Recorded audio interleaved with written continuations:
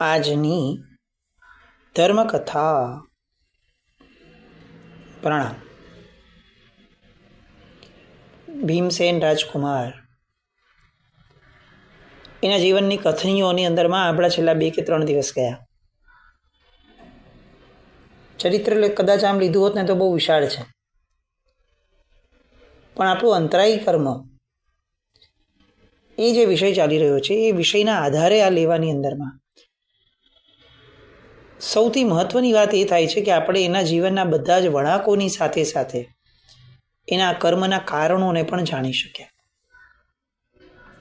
અને હવે જે ફેઝ આવે છે એનો કથાનો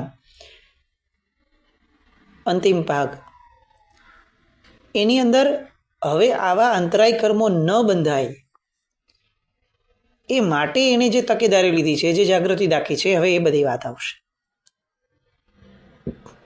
આ બધી કથાઓ દ્વારા પંડિત વીર વિજયજી મહારાજ સાહેબે જે આપણી પર ઉપકાર કર્યો છે ને એ અનન્ય છે. આપણે વારંવાર આ વસ્તુ લીધી છે અને વારંવાર આવું બોલવાનું મન થાય, વિચારવાનું મન થાય કે આવા દ્રષ્ટાંતો, આવી કથાઓ ન મૂકી હોત તો આપણે ક્યારેય સમજી ન શક્યા હોત કે આપણું જીવન પણ આવી કથાઓમાંથી જ એક છે. આપણી પણ કંઈક આવી જ કથા છે. બસ હવે આપણે આપણી કથાનો જે ઉત્તરાર્ધ છે એ બદલાવાનો છે.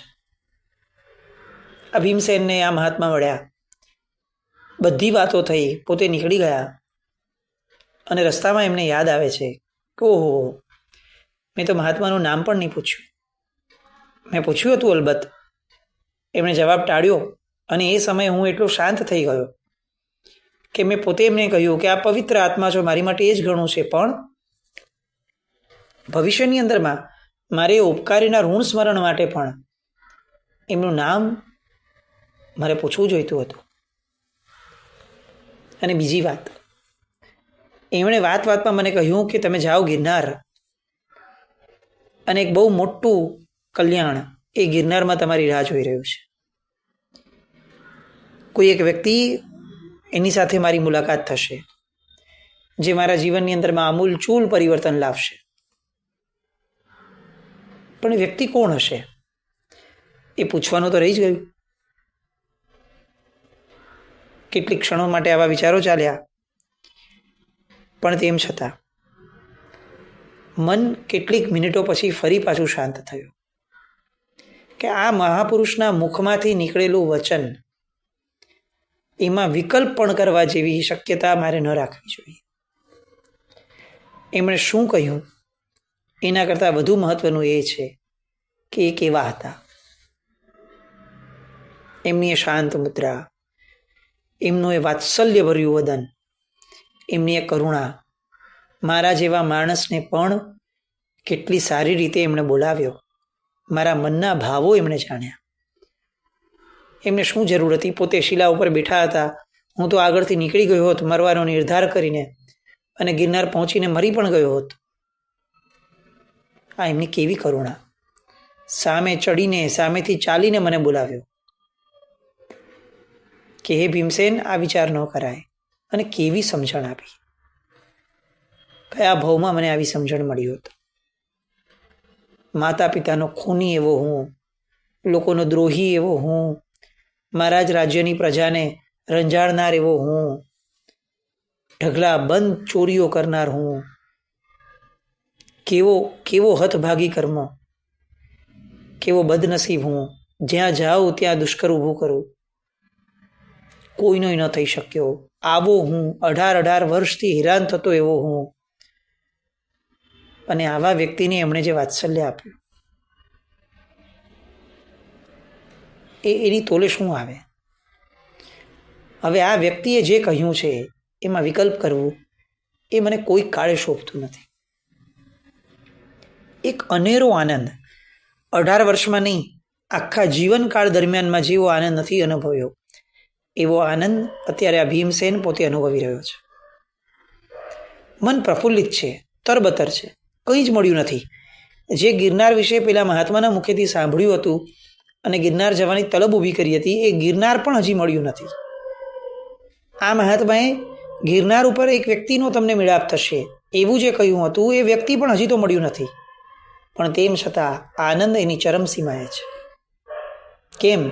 કારણ કે કેટલાય કર્મો એના પ્રત્યેના પશ્ચાતાપના કારણે હવે કર્મોની હળવાશ અનુભવાય છે. આપણે ત્યાં જે પ્રસન્નતા શબ્દ છે ને, એ પ્રસન્નતા શબ્દ જ આ સૂચવે છે. જ્યાં સુધી અંદરમાં કર્મોની હળવાશ નહીં અનુભવાય ત્યાં સુધી પ્રસન્નતા નહીં અનુભવાય. આપણે જેને અત્યારે મજા કહીએ છીએ, આપણે જેને સાધન સામગ્રીઓના કારણે ઊભી થયેલી એક પ્રકારની વિકૃતિવાળી કહીએ છીએ, એ અલગ. એકવાર જેને પ્રસન્નતાનો સ્વાદ ચાખ્યો છે ને, એને આ બધા ભોગોમાં મળતી મજાઓ એ બહુ ક્ષુલ્લક લાગશે, તુચ્છ લાગે. પ્રસન્નતા એ આત્માનો ગુણ છે અને સહજ ગુણ છે. મનઃ પ્રસન્નતામેતિ પૂજ્યમાને જિનેશ્વરે. આ શબ્દ જ્યારે શાસ્ત્રકારો લખે છે ત્યારે સમજીને લખે છે કે પ્રભુનો સ્પર્શ પામ્યા, પ્રભુની પૂજના કરી, પ્રભુની સ્તવના કરી છે, એટલે હવે નીકળતી વખતે શાસ્ત્રકાર ભગવંતોને વિશ્વાસ છે કે આ વ્યક્તિના કર્મો એટલા દબાઈ ગયા હશે, આ વ્યક્તિનું જીવન એટલું બધું નિર્મળતાને પામ્યું હશે કે હવે એ ખરા અર્થની અંદરમાં પ્રસન્નતાને પામી શક્યું હશે, એનું મન પ્રસન્ન થયું હશે. અને એટલે એમણે લખ્યું મનઃ પ્રસન્નતામેતિ પૂજ્યમાને જિનેશ્વરે. કર્મોની હળવાશ અનુભવ્યા વિના પ્રસન્નતા ક્યારેય ન અનુભવાવી શકાય. અને આ ભીમસેન આ ક્ષણે અત્યારે એવી હળવાશ અને એવી પ્રસન્નતા બંને અનુભવી રહ્યો છે. ગિરનાર તીર્થે આવ્યા, તીર્થની યાત્રા કરી. નેમિનાથ ભગવાનની આવી પ્રતિમા એને જિંદગીમાં ક્યારે જોઈ ન હતી. એક તો પહેલેથી ઉલ્લાસ, એમાં ગિરનાર વિશે આટલું બધું જાણ્યું હતું, એવી ભક્તિ અને એવા ભક્તિના ભાવ સાથે માંડેલા ડગલાઓ, એને પછી થયેલો મેળાપ, આ કેવો આનંદ આપે. આપણે ત્યાં છરીપાલિત સંઘની વ્યવસ્થાઓ એટલા માટે જ હતી. આપણે ત્યાં વાહનો નહોતા, વિજ્ઞાન ત્યારે આટલું આગળ નહોતું વધ્યું, એટલે ચાલવાનું હતું. આ બધી વાહિયાત વાતો છે. મૂળભૂત વાત આ છે, એક એક ડગલું ભરીએ અને એક એક અનેરો આનંદ, અનેરો ગુણ, અનેરી તલબ અંદરમાં અનુભવાય. જેને ભેટવા જવું છે તે તીર્થ, એ નાથ, અરિહંત પરમાત્મા, એ બધા માટે અંદરમાં જે અનુભવાય એ અલૌકિક હોય, એ અપૂર્વ હોય. અને એટલા માટે જ આવા ડગલાઓ માંડવાના કીધા છે. અને એટલે જ આવા જ ડગલાઓ માટે કહ્યું એક એક ડગલું ભરે શત્રુંજા સમો છે. આવી ભાવના વગરના ડગલાઓની વાત નથી. આવી ભાવના જેના હૃદયમાં પ્રગટી છે એનું ડગલું એ અનેક ભવોના કર્મોનો રાસ કરતું હશે. અહીંયા ભીમસેનનું આ એક એક ડગલું, નેમિનાથ ભગવાન, એમની ભક્તિ, આ બધું એના પૂર્વે બાંધેલા તમામ કર્મોનો સફાયો બોલાવે છે. ભગવાનની ભક્તિ કરતા કરતા કરતા એ જ સમયે જિનાલીની અંદરમાં એક વિશાળ છરીપાલિત સંઘ આવ્યો. અને આ બધા આ ભીમસેનને જોઈને વિચારે છે કે આવી અદ્ભુત ભક્તિ. અને પાછળ જે સંઘપતિ ઊભા છે એ સંઘપતિ વિચારે છે કે આ આવ્યા ભવ્યાત્માને તો મારે મળવું જોઈએ ખાસ, કેવી ઉત્તમ ભક્તિ કરે છે. અને પાછળથી આગળ આવે છે અને જુએ છે તો બંને એકબીજાની સામે આંખ માંડતા સ્તબ્ધ થઈ ગયા. એક શબ્દ પણ મોઢામાંથી નીકળતો નથી. મૂર્તિની જેમ બંને સ્થિર થઈ ગયા. જિનાલીનું ઔચિત્ય જાળવ્યું. બંને જણા બહાર આવ્યા અને મન ભરીને એકબીજાને ભેટી પડ્યા. બંનેની આંખમાંથી ચોધાર આંસુઓ નીકળે છે. ખૂબ હર્ષિત થયા. અને ભીમસેન વિચારે છે કે મારા ગુરુએ જે મને વાત કરી હતી ને વાત સત્ય પડી છે. મળનાર વ્યક્તિ વિચારે છે કે કયા ગુરુને કઈ વાત, અને માંડીને આખી વાત કરે છે કે જો મારી સાથે આવું આવું થયું, આવું આવું થયું. 18 વર્ષની વાતો. એ વ્યક્તિ એટલે બીજું કોઈ નહીં, એનો ભાઈ, સગ્ગો ભાઈ જીનવલ્લભ, જેને રાજા બનાવાયો હતો. એ જ 18 વર્ષ પછી 6 રીપાલિત સંઘ લઈ અને ગિરનાર તીર્થની યાત્રાએ આવ્યો. કર્મ જ્યારે ફરે છે ત્યારે ક્યાંથી કોને કઈ રીતે મૂકી દે છે એ કલ્પના કરવી અશક્ય છે. આપણું પુણ્ય જાગતું હોય ત્યારે ગમે તેવી જગ્યાએ આપણને ભરપૂર સહાય મળી રહે, અને આપણું પાપ જાગતું હોય ત્યારે ગમે તેટલા લોકોની વચ્ચે આપણે નિસહાય થઈ જઈએ. આ કર્મ થિયરીને, અકાટ્ય થિયરીને આપણે સ્વીકારવી જ રહી. અને એટલે જ પુરુષાર્થ પરિસ્થિતિઓને વાળવાની, કર્મને બદલાવવાનો ધર્મ છે. યાત્રાનું સમાપન થયું જીન વલ્લભનું, અને બધું જ સાંભળ્યું છે. એટલે બહુ આગ્રહ કરે છે કે ભાઈ તમે કોઈ પણ હિસાબે આપણા વતનમાં પાછા ફરો. ભાઈને પાછા લઈ આવ્યા. આખી નગરી શ્રાવસ્તી આશ્ચર્ય પામે છે કે આ ભીમસેનને કેમ પાછા લઈ આવ્યા. પણ હવે જે રીતે એનું વાણી, વર્તન, વિચાર, એની આભા, આ બધું દેખાય છે અને લોકો પીગળી જાય છે. લોકોએ સ્વીકાર્યો, અનુભવ્યો કે ભીમસેન ખરેખર સાવ બદલાઈ ગયો છે. સમય ગયો અને જીન વલ્લભ સામંતોને, મંત્રીઓને બધાને આગ્રહપૂર્વક વિનંતી કરાવે છે કે તમે વિનંતી કરો, મારો મોટો ભાઈ જ્યાં સુધી હાજર હોય ત્યાં સુધી હું કઈ રીતે રાજગાદી પર બેસી શકું. સામંતોએ પણ વિચાર્યું કે હવે ભીમસેન ખૂબ ગુણિયલ છે, એના જીવનમાં જે થવાનું હતું તે થઈ ગયું, પણ અત્યારે આ જે મળ્યું છે એ 100 સોનું છે. એની ગુણિયલતા, એની પવિત્રતા, એના શુભ વિચારો, એનો પશ્ચાતાપ, આ બધાને આ સામંતો અને મંત્રીઓ અને મહાજન બધાએ અનુભવ્યું. અને બધાએ એક સુરમાં નિર્ણય કર્યો કે આપણે રાજા તરીકે ભીમસેનને રાજ્ય આપવું જ જોઈએ. એક જમાનામાં જેણે પોતાના માતા પિતાનું ખૂન કર્યું હતું અને જેને એમણે પોતે જ, એ જ મંત્રીઓએ ઉથલાવી અને તડીપાર કરી દીધો હતો, આજે એ જ વ્યક્તિને પોતે સપ્રેમ ફરી પાછા રાજગાદીએ બેસાડે છે. કર્મ બદલાય ત્યારે વ્યક્તિનો એ જ હોય છે, પણ લોકોનો દ્રષ્ટિકોણ બદલાઈ જાય છે. અને હવે રાજા તરીકે બેસ્યા પછીથી એ સૌથી પ્રથમ કામ કરે છે, પોતાના રાજ્યની અંદરમાં જેટલા પણ ગામો છે એ બધા જ ગામોની અંદરમાં જીન મંદિર, પ્રતિમા ભરાવે છે ભગવાનની. કેમ?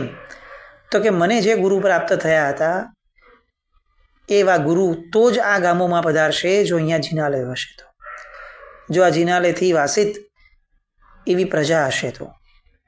આ ધર્મ ખરેખર શ્રેષ્ઠ છે કે જે ધર્મએ મને સમજણ આપી છે, જે ધર્મએ મને મારા જીવનનું પરિવર્તન આપ્યું છે.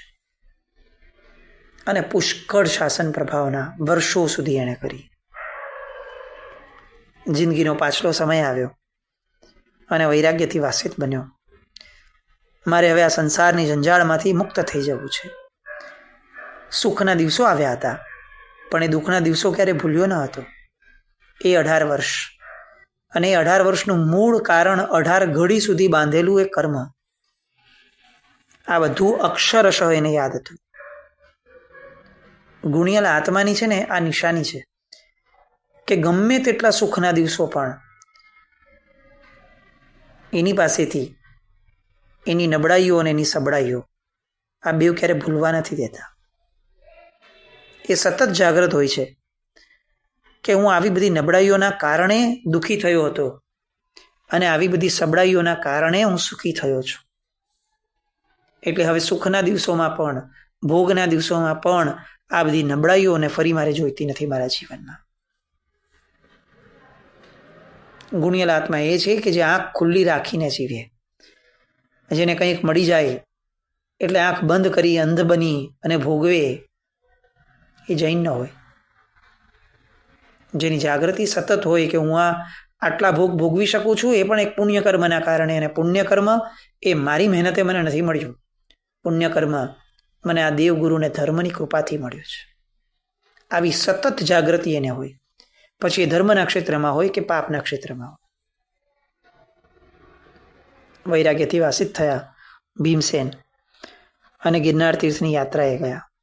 પોતાની સાથે અનેક આત્માઓને લઈ ગયા અને એ જ ગિરનારગીરી ઉપર પોતાના જ્ઞાનચંદ્ર નામના જ્ઞાની ગુરુ કે જે એમને પ્રાપ્ત થયા હતા અને જેમણે એમના જીવનની અંદરમાં બધી જ પ્રેરણાઓ કરી હતી, એ ગુરુ એમને ફરીથી પ્રાપ્ત થયા. ભાગ્ય છે ને એ ક્યાંયથી પણ આપણને આપણા ડેસ્ટિનેશન સુધી પહોંચાડી દે. એ જ ગુરુનું વર્ષો પછી ત્યાં જ હોવું, એ જ સમયે આમનું જવાનું ત્યાં મન થવું અને બંનેનું મળવું. આ કથાઓ છે ને આપણને કાલ્પનિક લાગે કેટલીક વાર કે આવું થોડું હોતું હશે, પણ જેમ આગળ કહ્યું એમ આપણે આપણા જીવનની કથાઓ જ્યારે વિચારવા બેસશું ને ત્યારે ખ્યાલ આવશે કે આવા તો ઢગલાબંધ યોગાનું યોગ આપણે પણ લઈને બેઠા છે. કારણ કે આ યોગાનું યોગ નથી, આપણી અજ્ઞાન દશાના કારણે આ યોગાનું યોગ લાગે છે. જ્ઞાનીની અપેક્ષાએ આ બધા જ એક પછી એક ક્રમબદ્ધ પર્યાયો જે સર્વજ્ઞ ભગવંતો જોઈ રહ્યા છે, આપણા કર્મના કારણે જે આપણે ભોગવી રહ્યા છે, એ ક્રમબદ્ધ પર્યાયો માત્ર છે. એમની પાસે દીક્ષા લીધી, ત્યાં જ ગિરનારમાં, અને દીક્ષા ગ્રહણ કરીને પોતાનું કલ્યાણ સાધ્યું. ભીમસેન રાજાનું ચરિત્ર. અંતરાય કર્મ કેવા હોય છે, કેવી રીતે બંધાય છે, એ જણાવવા માટે પંડિત વીર વિજયજી મહારાજ સાહેબે આપણને જણાવ્યું. હવે આપણે નક્કી કરવાનું કે આપણે પૂર્વાર્ધવાળા ભીમસેન બનવું છે કે ઉત્તરાર્ધવાળા ભીમસેન બનવું છે. જે બની ગયું તે બની ગયું, હવે શું કરવું છે એ નિર્ણય આપણે કરવાનો. આ જ અંતરાય કર્મમાં હજી એક દ્રષ્ટાંત એમણે આપ્યો, અંજના સુંદરીનો. આપણે ધર્મકથાની અંદરમાં બહુ જ સુવ્યવસ્થિત રીતે આપણે આ દ્રષ્ટાંત જોયું છે, એટલે એની બહુ વિગતમાં જવા કરતા મૂળમાં અંજના સુંદરીને આ જે વિયોગ સહન કરવો પડ્યો હતો પવનંજયનો, એનું જે મૂળ કારણ હતું એની ટૂંકમાં વાત. એ ધન સંપન્ન શ્રેષ્ઠી પૂર્વભવ અંજનાનો, બે પત્નીઓ, પહેલીને જીન માર્ગ તરફ ઘણું વલણ અને બીજીને જીન માર્ગમાં કોઈ રુચિ નહીં. પહેલી જીન પૂજા કર્યા વિના પાણી પણ વાપરે નહીં અને બીજીને આ બધું વ્યર્થ અને નિરર્થક લાગે. એકવાર આ બીજીએ પહેલીને હેરાન કરવા માટે એના જે ભગવાન હતા, જીન પ્રતિમા જેની એ પૂજા કરતી હતી, એ સંતાડી દીધા. પૂજા વિના તો પાણી વાપરવું એવો નિયમ હતો, એટલે ઓલી ભોજન પાન વિનાની રહી. આખો દિવસ એ મૂર્તિની ચિંતા અને શોધખોળમાં ગયો અને બીજીને પછીથી એવું લાગ્યું કે હવે જો હું આ ભગવાન નહીં આપી દઉં અને રાજા શોધી લેશે તો મારી માટે બહુ તકલીફ થઈ જશે. એટલે ચૂપચાપ એણે પ્રતિમાને પાછી જ્યાં હતી ત્યાં મૂકી દીધી. બહુ લાંબા સમય સુધી પેલી વાળીને પત્નીને ભોજન અને પૂજા વિના જે ટટડાવી, એના કારણે આ અંજના સુંદરીને એના પછીના ભવની અંદરમાં પોતાના પતિના વિયોગમાં જીવવું પડ્યું. પોતાના સગ્ગા પિતાએ એને નગરીમાંથી કાઢી નાખી. પોતાની સાસુ જે એની ઉપર માતા કરતાં વધુ સ્નેહવાળી હતી, એ સાસુને એના પર શંકા ઉપજાવી. પોતાના સસરા કે જે માનતા હતા કે આ સાચી જ છે, તેમ છતાં એનું કંઈ જ ન ચાલ્યું. પવનંજય જે સ્વયં એને મળીને ગયા છે રાત્રિના સમયમાં, એને પણ કેટલાક વર્ષો માટે દૂર કરી દીધા. આ બધું થયું એનું મૂળ કારણ આ અંજના સુંદરીએ પહેલાના ભવમાં બાંધેલો અંતરાય. બહુ યાદ રાખવા જેવું છે કે એક જીવનો પણ એક ક્ષણ માટે પણ અંતરાય બાંધીએ છીએ તો એ મલ્ટીપ્લાય થઈ અને આપણને ભવાંતરમાં મળે છે. કર્મોમાં સરવાળા હોતા જ નથી, ગુણાકાર જ હોય છે. એ નક્કી આપણે કરવાનું છે કે આપણે ગુણાકાર શેના કરાવવા છે, શુભના કે અશુભના, ધર્મ કે અધર્મ તો બરાબર, પણ મૂળ આખા જીવનકાળમાં શુભ અને અશુભ તરફ જો દ્રષ્ટિપાત નહીં કરીએ તો આપણે જ્યારે અધર્મના ક્ષેત્રમાં હશું ને ત્યારે અધર્મી જ રહીશું. ધર્મ હોય કે અધર્મ, કોઈ પણ ક્ષેત્રમાં શુભતાને સાચવીને રાખવી એ મહત્વનું છે. અને એ શુભતા ગુણાકાર કરીને મેળવવા માટે આ મનુષ્ય ભવ છે. જૂની અશુભતાને ભાગાકાર કરીને કાઢવા માટે આ મનુષ્ય ભવ છે. બસ આવું કંઈક આપણા જીવનમાં સમજાય. અંતરાય કર્મોમાં હજી પણ કેટલાક દ્રષ્ટાંતો છે. સુર સુંદરીનું પણ દ્રષ્ટાંત છે મમ્મણ શેઠનું પણ દ્રષ્ટાંત છે.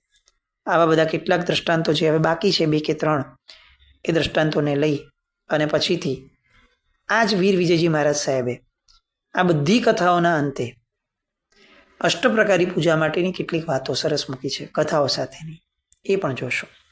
ફરી પાછા મળશું. જીના આજ્ઞા કંઈ પણ બોલાય તો મિચ્છામિ દુક્કડમ. જૈનમ જયતિ શાસન.